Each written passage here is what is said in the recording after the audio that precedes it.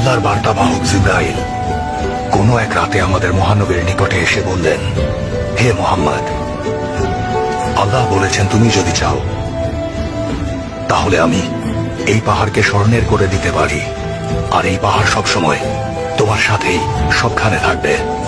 মহানবী জবাব দিলেন, হে জিবরাইল, দুনিয়া গৃহহীনদের জন্য গৃহ, পৃথিবীর সম্পদ তাদের জন্য যাদের কিছুই নেই। নির্বোধ মানুষেরাই কেবল এই পৃথিবীর সম্পদকে নিজের জন্য জমায়।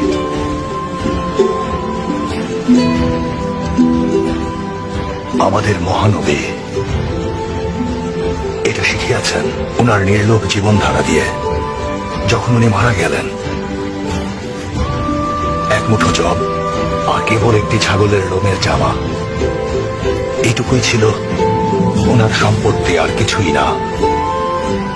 আমরা মহানবীর কাছ থেকে জীবনযাপন শিখি, তার দেয়া উদাহরণ থেকে সকল নৈতিকতার শিক্ষা পাই আমরা। এত বছর ধরে কর্মচারীদের দাস ভেবে এসেছি আমরা, কখনো দায়িত্ব ভাবিনি, কিন্তু আজ আপনার